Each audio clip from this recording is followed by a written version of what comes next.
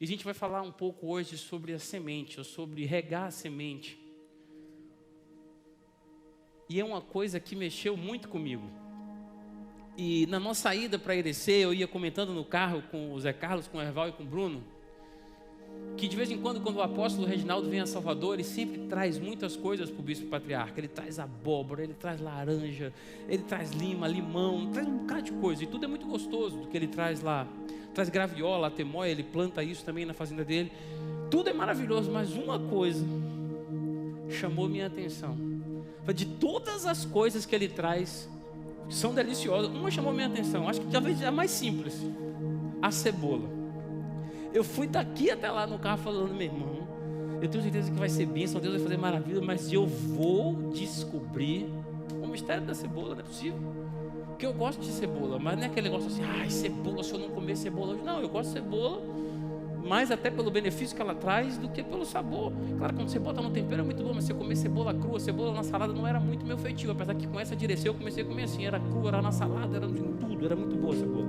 E eu fui falando: não, eu tenho que descobrir qual é dessa cebola, porque é cebola, porque é cebola. E os meninos no carro: não, porque Irecê é a terra do feijão. Eu falei: meu irmão, se é do feijão, já foi do feijão, não é mais hoje, é da cebola.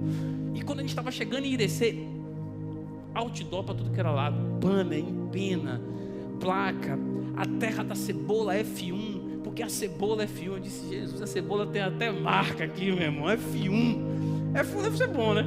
Porque Fórmula 1 é uma coisa boa, F1 deve ser coisa boa. E aí, por minha curiosidade, no almoço, que foi um almoço bem tranquilo, bem leve, o apóstolo Reginaldo, ele usou uma panela de pressão de 20 litros para fazer uma galinhada caipira, com 5 galinhas caipira, com andu de tropeiro, com farofa de linguiça. Foi bem tranquilo, mas eu estava munido do meu personal que acompanhou tudo que eu comi. Então, no almoço, eu perguntei ele depois do almoço, falei: apóstolo, deixa eu te perguntar uma coisa. Ele falou: diga, meu filho. Eu falei: eu estou impressionado com a cebola, porque o senhor leva tudo de presente lá para o bispo e é tudo muito bom, mas a cebola é diferente, ela não tem acidez, ela é gostosa, é uma complexidade de sabores. E quando a gente viu chegando aqui, eu vi que a cebola tem até um tipo, F1. Ele falou: não, meu filho, F1 não é a cebola. Eu falei: mas no outdoor estava cebola F1. Ele disse: não, F1 não é a cebola, F1 é a semente. Aí eu disse: é a semente, e ela produz a cebola, é a cebola. Mas enfim, esse não foi o caso. Eu falei: sim, mas qual é o caso? Ele falou: não, é uma semente que a gente desenvolveu, foram anos de pesquisa, ela foi desenvolvida em laboratório, ela teve mudança genética, e é uma cebola que ela tem um sabor diferente, um sabor complexo. É uma cebola que não pega praga e ela nasce em qualquer lugar do semiárido. Se tem pouca água, se a terra é seca, se tiver praga, o que for, a praga não chega nela, ela nasce, ela brota, ela dá, e é uma produção maravilhosa. Aí eu cheguei e disse: Senhor, eu vou falar isso de noite no culto lá. Vou, que eu sabia que o mistério estava na cebola. Aí eu cheguei de noite e falei: eu não sei o que você está entendendo sobre isso, mas quando o apóstolo me diz que tudo, ou seja, o resultado inclusive econômico da cidade hoje está se dando por conta da semente modificada geneticamente, que não atrai praga, não prega praga, ainda se desenvolve de uma forma absurda de produção, e num solo que ela não poderia nascer seco, ela dá. Eu falei: Senhor, se foi modificada no laboratório daqui essa semente, e eu sou semente de Deus, qual é o código genético que eu tenho? Ninguém entendeu. Jesus, era melhor pregar para a cebola, porque eu entendi que se a cebola foi modificada geneticamente na terra, e ela não pega praga, e ela nasce em qualquer lugar, eu como filho de Deus, e tendo o DNA de Deus, e a essência de Deus, feito no laboratório de Deus, eu não posso pegar praga, e eu tenho que produzir em qualquer tipo de solo. Aleluia. Está começando a entender agora. Então já fica com isso na sua cabeça. Se alguém olhar para você: não, mas você não sabe, eu fui no médico, ele me deu um relatório, que o relatório não é bom porque é a doença, porque a enfermidade. Meu irmão, você foi feito no laboratório de Deus. Nenhuma praga vai chegar até você, nenhuma praga vai chegar à sua tenda, independente do lugar onde você está vivendo, independente do solo que você está. É um solo pedregoso, é um solo arenoso, é um solo seco, não tem água, você tem que germinar, porque a sua semente foi modificada geneticamente nos laboratórios dos céus. E você tem que produzir. Agora não adianta eu chegar para você, querer dar uma aula sobre cebola. Eu não sou engenheiro agrônomo, mas eu posso pesquisar, entender como a semente é feita, entender sobre o processo, entender o que é que se passa no laboratório, estudar sobre a genética da cebola ou de qualquer outra coisa, escrever sobre isso, dar palestra sobre isso. Mas se eu não colocar em prática, não adianta. O exemplo que eu usei lá foi diferente. Eu posso entender como perder peso, eu posso falar como perder peso, eu posso escrever sobre como perder peso, dizer isso tudo a você, mas se você não colocar em prática, vai ficar da mesma forma. Eu estou colocando em prática. Quem me segue nas redes sociais tem visto o que é que Bruno tem feito comigo. Mas, voltando à cebola, então não adianta. Se a gente ficar só no discurso e não fizer alguma coisa, não vai ter mudança. E o apóstolo Paulo entendeu isso, porque ele falou: a fé sem as obras é morta. Você pode entender de tudo, entender da complexidade de tudo que Deus tem sonhado, de tudo que Deus tem planejado, de tudo que Deus quer te entregar, de tudo que Ele quer derramar sobre a sua vida, mas se você não der o seu passo de fé, não adianta. Você vai ser uma pessoa maravilhosa, cheia de conhecimento, com nada na prática. Por isso que eu falei, quando o Marcelo falou hoje aqui, eu chorei muito na presença do Senhor. Por quê? Porque é assim que acontece com a nossa vida. Ele colocou no coração dele: Senhor, independente do que acontecer, domingo eu vou estar lá te louvando. Ele mesmo se predispôs a colocar ele e as emoções, e o coração, e o sentimento, e a família prova. E Deus só prova quem Ele gosta, não é isso que a Bíblia diz? É isso? Deus só prova quem Ele ama. Ama. Somente. Então aí ele chega hoje, o Luizinho teve esse problema que ele contou de saúde. Aí ele acorda hoje, vê que o filho está bem, ele já fica alegre. Quando ele acorda, que olha para a esposa, de conjuntivite. Aí ele pensa aqui: não vou. Mas ele sabe, assim como nós sabemos em quem nós temos crido, estamos bem certos que é poderoso. Mas é muito bacana falar sobre semente, é muito bacana falar sobre disciplina de agricultura. A Bíblia está recheada sobre palavras sobre agricultura. No Antigo Testamento, no Novo Testamento, tem várias passagens que falam sobre essas coisas de semente, sobre plantar, sobre árvore, sobre colher. É cheio disso. Mas a gente tem que entender a diferença, ou as diferenças que tem entre esses atos. A gente tem que entender que estar plantado é você ter o seu destino escondido. Diga comigo: plantado, destino escondido. Ou melhor, é você estar escondido esperando o seu destino. E ter crescimento é quando você começa a ter seu destino revelado a você. É diferente. Porque quando a gente planta a sementinha, ela está ali, sumiu. Ninguém vê o que está acontecendo. Por isso quando a gente cantou hoje, quero ir mais fundo. Quando você vai mais fundo, a semente some. Mas quando o seu destino começa a ser revelado, ela começa a brotar. E é diferente. Quando o seu destino começa a ser revelado, porque quando você está escondido, quando você está no secreto, quando sua semente está plantada, muita gente te esquece. Morreu, acabou. E nem sabe mais como é seu nome. Que nunca vi na vida. Mas quando o brotinho começa a sair, ali eu conheço. Ali eu adubei aquela planta. Não tenha medo do período que você passa escondido. Não tenha medo do período que a semente está embaixo do chão. Você, quando planta uma semente, ou quando você planta uma planta, você não planta como se aquela plantação fosse o destino final. Mas você planta aquilo ali, você semeia, não pode ver mais, mas você tem certeza, e pela fé você acredita que ela vai se tornar numa árvore, que ela vai produzir. Porque ninguém enterra uma semente à toa. Quem enterra uma semente tem certeza que quer que ela passe junto com você por um processo para que ela chegue no destino, ou que tenha o destino dela revelado, para que ela chegue aonde Deus quer que ela chegue. Mas no meio da jornada, do destino escondido para o destino revelado, existe um processo. Não adianta você pegar o solo, mexer o solo, revirar o solo, tirar as pedras, catar as ervas daninhas, enterrar a semente, tapar a semente, se durante o tempo que vem você não regar. Não adianta você fazer isso tudo e querer pular o processo. Se você fez isso tudo, você tem que continuar no processo até que essa planta ou até que essa árvore germine. E para isso acontecer, tem processo. Tenho dito várias vezes aqui na igreja, Deus não vai honrar nem a mim nem a você pelo resultado. Ele vai honrar a mim e a você pelo processo que a gente passa. Ele vai honrar a mim e a você pelo processo que a gente passou. Ele vai honrar a mim e a você pelo processo que a gente construiu para chegar no destino revelado que Ele tem para nós. Então você não pode pular etapas na vida. Assim como na plantação você não pode pular etapas, você não pode pular etapa na vida. Agora o maravilhoso disso tudo é que a Bíblia nos diz que na nossa vida a gente estaria de degrau de glória em degrau de glória. Então independente se o degrau é alto ou se o degrau é baixo, o degrau é de glória. E você está sempre subindo, está numa constante. E o melhor que é de degrau de glória em degrau de glória. Por mais que você não esteja enxergando ainda, cada passo que você dá é degrau de glória. É degrau de glória. E ser plantado é algo maravilhoso.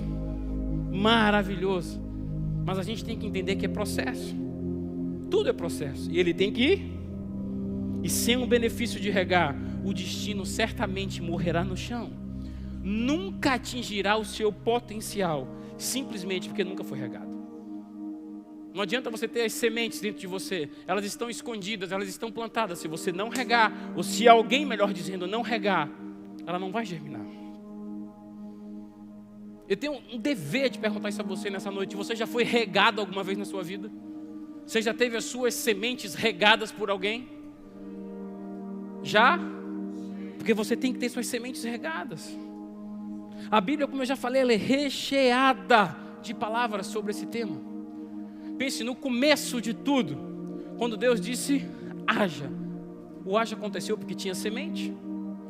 Nosso bispo patriarca já explicou isso a gente, que o Espírito Santo, ele merarefet, ele chocava sobre a semente. Nossas palavras são sementes. A gente precisa regar para que elas se tornem vida, para que elas aconteçam. Mas o melhor de tudo, como Deus criou tudo, Ele criou a semente lá no princípio, Ele disse haja, Ele colocou semente dentro de nós com potencial para só dizer haja e ela acontecer. Imagine se toda vez que a gente quisesse alguma coisa, Deus tivesse que colocar uma nova semente dentro da gente. Ele já nos fez completos, cheios de presentes, cheios de dons, cheios de sonhos, cheios de profecias e recheados de semente. A gente precisa crer para Deus dizer haja e a semente brotar. É só isso. A Bíblia é recheada de passagens lá em Gênesis 8:22. Enquanto durar a terra, não deixará de haver sementeira e ceifa, frio e calor, verão e inverno, dia e noite. Veja lá, a sementeira e a ceifa. João 12:24. Em verdade vos digo, se o grão de trigo caindo na terra não mover, fica ele só, mas se morrer, produz muito fruto. Jesus mais uma vez, João 15:5. Eu sou a videira, vós os ramos. Quem permanece em mim e eu nele, esse dá muito fruto, porque sem mim nada podeis fazer. A Bíblia toda é recheada de passagens sobre agricultura.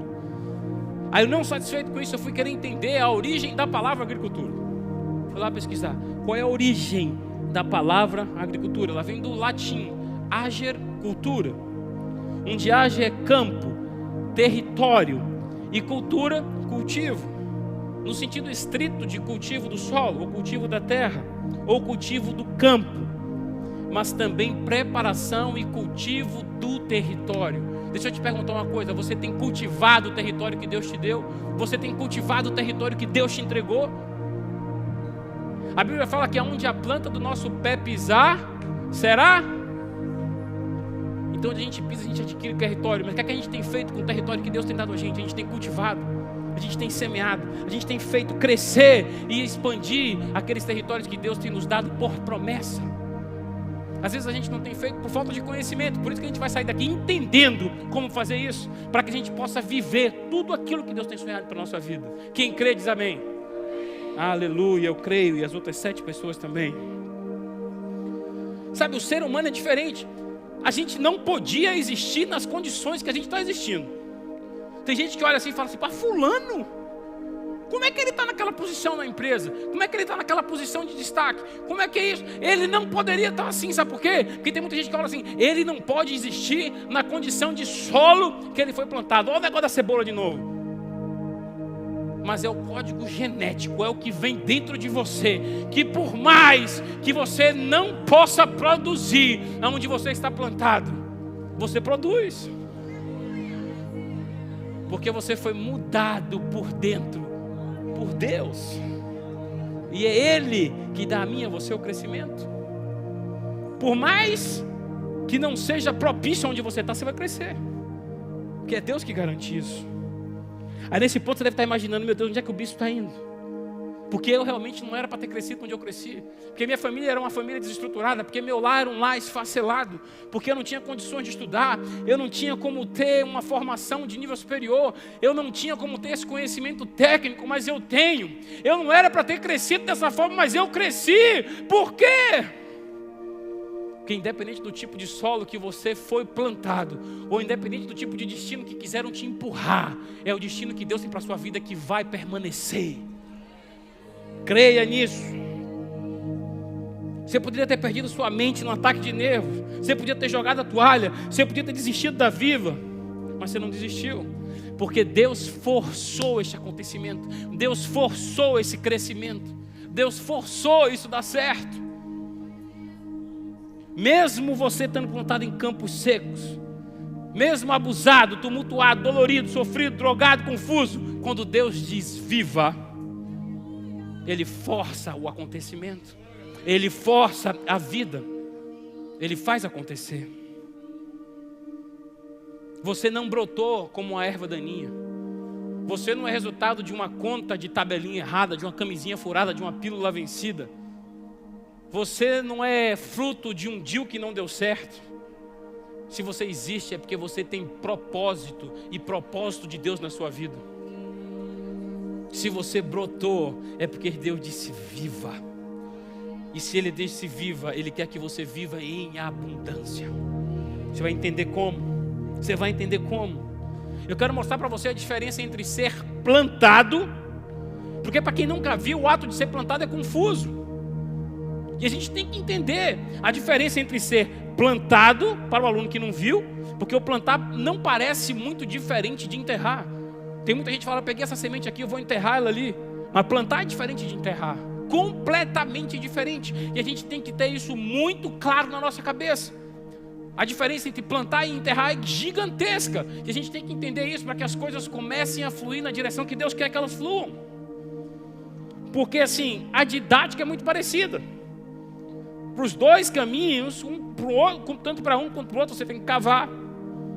Tanto para um quanto para o outro, depois que você cava, você tem que colocar a coisa ali dentro, enterrar.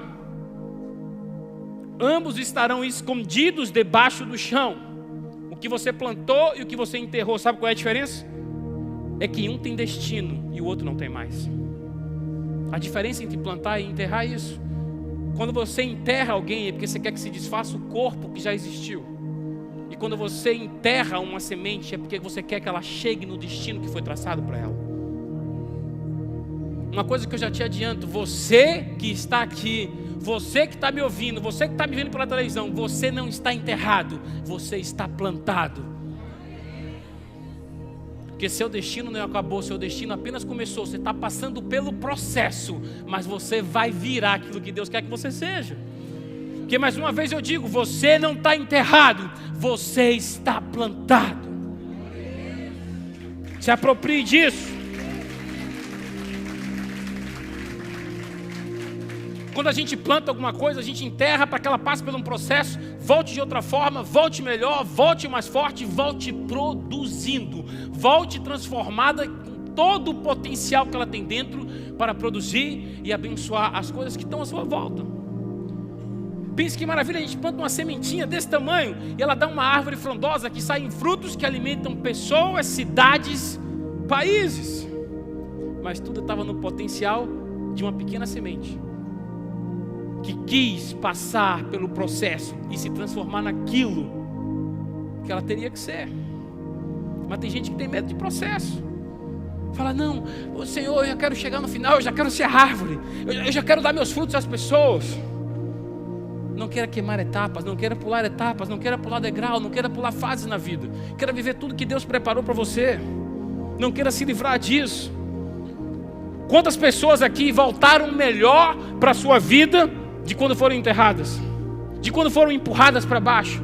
De quando foram humilhadas? De quando foram desprezadas? De quando foram desacreditadas? Porque toda vez que alguém te empurrar para baixo, toda vez que alguém te humilhar, toda vez que alguém fizer menos de você, quanto mais ele te empurrar para baixo, mais ele está te plantando. Tenha certeza que ele não está te enterrando. E quanto mais você descer, assim como uma mola, quanto mais você comprime, quando você soltar, mais longe vai ser o pulo, mais longe vai ser o voo. Não tenha medo. Ah não, mesmo você não sabe como eu me entristeço. Porque fulano me empurra para baixo, deixa ele te soltar. Você vai ver o pulo que você vai dar. Tenha consciência. Ah não, meu irmão, ele está me empurrando, ele está te plantando. Mas ele está me enterrando, ele está te plantando. Mas ele está me entristecendo, ele está te plantando. Todas as experiências que a gente passa nos fortalecem. Veja o que Celo falou. Tenho certeza que o que ele passou agora com o Luizinho, para nós que somos pais, é muito difícil. Estava com o Mateuzinho agora desde quinta-feira, com febre de 39, 40, 39,8, 40, 38. E quando chegou hoje, eu chamei Tati e disse, basta. Ela de quê? Eu falei, de febre. De quem? De Mateus. Por que não vai ter mais? Por quê? Porque eu já entendi meu processo. Senhor, a gente já passou 3 noites em claro, não vou passar mais. Já fui enterrado, agora eu quero crescimento. E eu saí de casa, deixei ele lá brincando. Ótimo. Maravilhoso. Porque eu não queria comer, deixei comendo. Muita gente me perguntou, Tati, não veio? Por que, meu irmão? Porque está alimentando lá, ó. Ele olha para ela e fala, Titita, quer comer. Tem que ter fé. Saiba que você não está sendo enterrado, você está sendo plantado.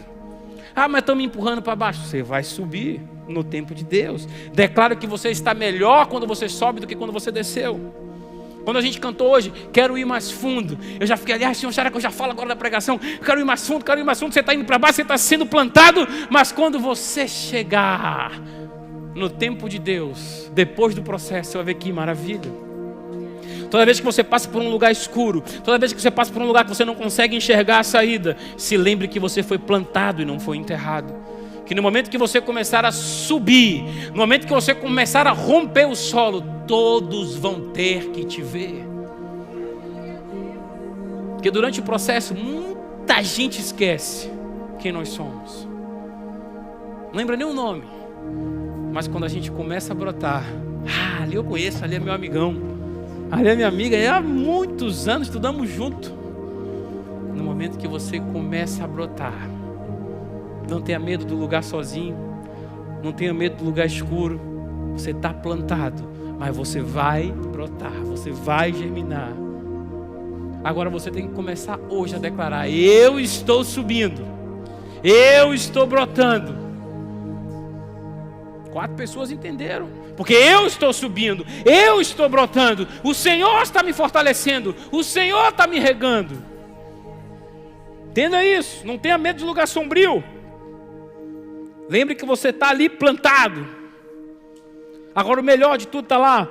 1 Coríntios 3,7. De modo que nem quem o planta é alguma coisa, nem quem o rega é alguma coisa, mas Deus dá o crescimento. Aí você fala assim, bispo, mas aí você falou que tem um processo, né? E no processo tem que regar. Mas eu não tenho ninguém para regar a minha vida. Eu entendo, já me aproprio dessa palavra, que eu sou semente, eu estou plantado. Mas não tem ninguém regando. Salmo 126:6. Quem sai andando e chorando enquanto semeia, voltará com júbilo, trazendo os seus feixes. Às vezes eu me pergunto, por que eu, Átila Júnior, choro tanto? Tati até brinca comigo. Assim, amor, você chora por tudo. Você chora quando está triste, você chora quando está alegre. Você chora para dormir, você chora quando acorda, você chora quando ora, você chora quando louva, você chora quando o menino diz ai, você chora quando o menino diz papai. E eu não entendia, né?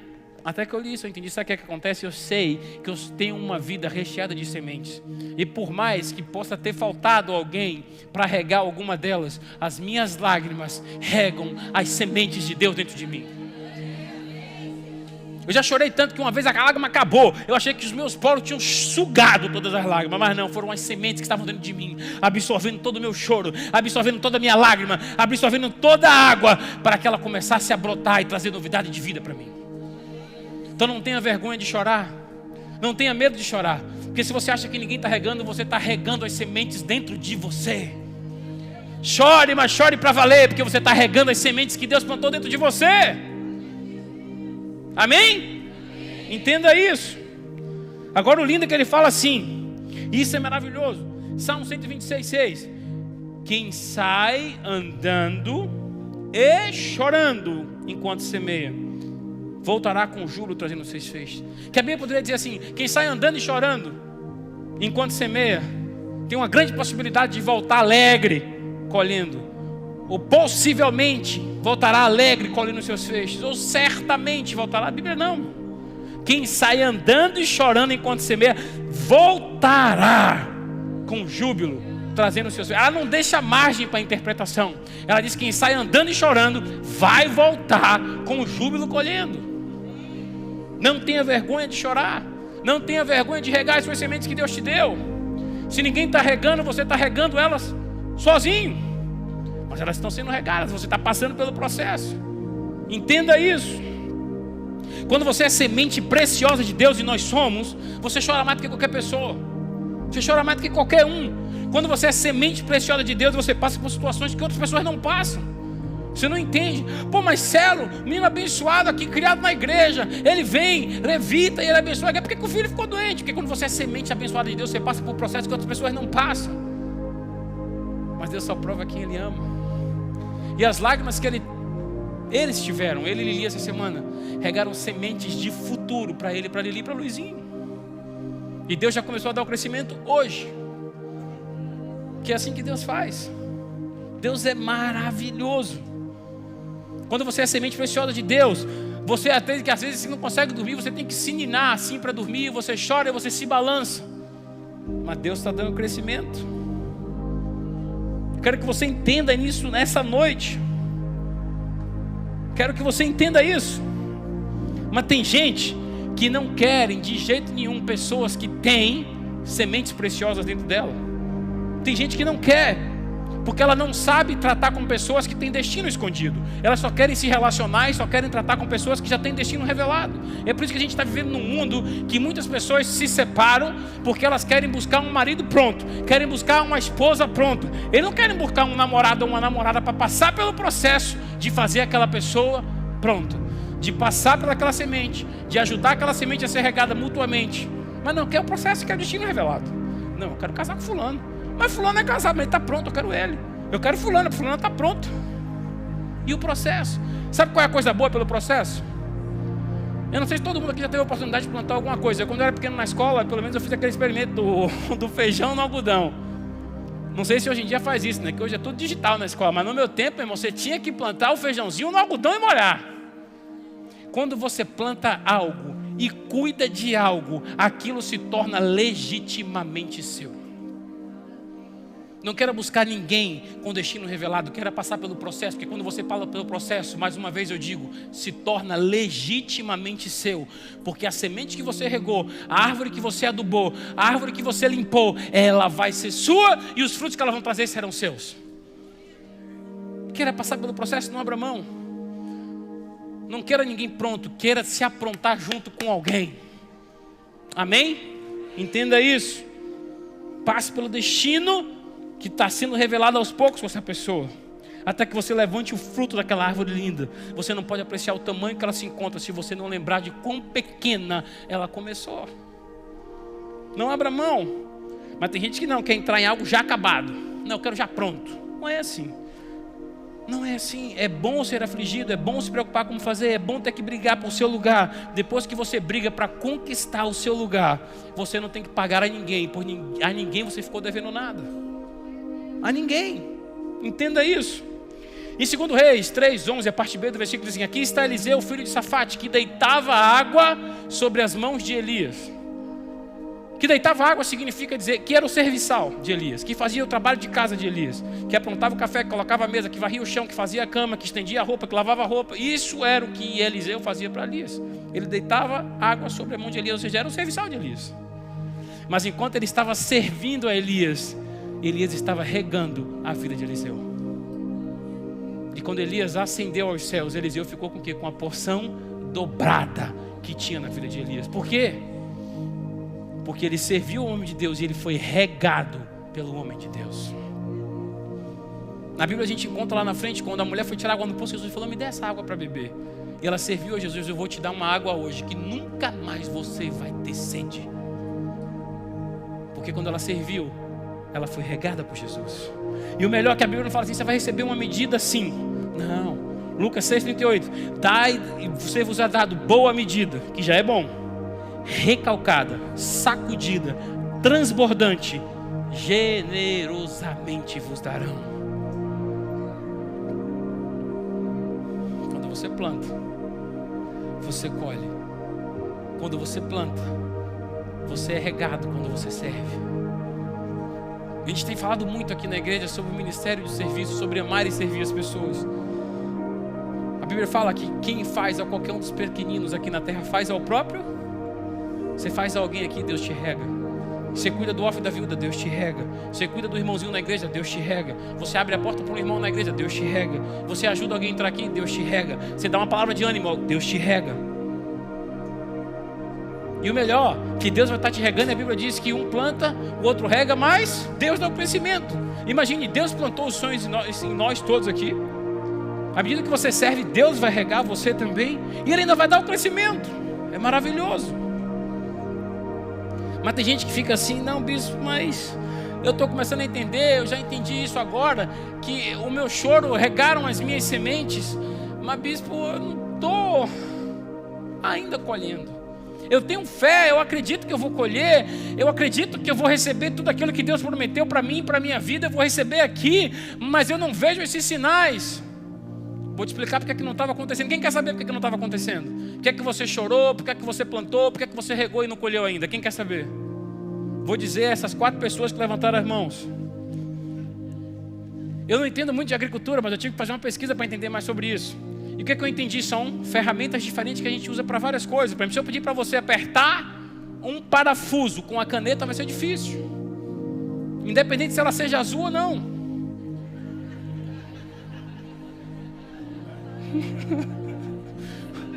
É que o bicho também tem WhatsApp, é normal. Mas voltando. Então as ferramentas são diferentes. Você não pode querer executar um trabalho que é feito com um tipo específico de ferramenta com outra ferramenta. Para você plantar, eu não vou entender tudo de agricultura, já falei, mas para você plantar, você vai precisar de picareta, você vai precisar de pá, você vai precisar de arado, você vai precisar de gradão, você vai precisar de enxada, não é isso? Para revirar ali o solo. Mas você está vendo isso agora lá na sua fazenda. Então você vai precisar disso tudo. Só que para colher é diferente. Não é a mesma ferramenta. Você não vai plantar alguma coisa ali com uma picareta ou com um cavador cavando alguma coisa. Beleza, agora eu estou aqui com essa picareta, com esse cavador e vou ali agora colher uma maçã. Não vai. É uma tesourinha assim que você tem que cortar o talo, ou seja, a ferramenta é diferente. Você não pode usar a mesma ferramenta que você usou na semeadura para a colheita. E a Bíblia ela nos ensina, só que às vezes a gente passa batido pelo negócio e não entende, não absorve. O que é que a Bíblia diz?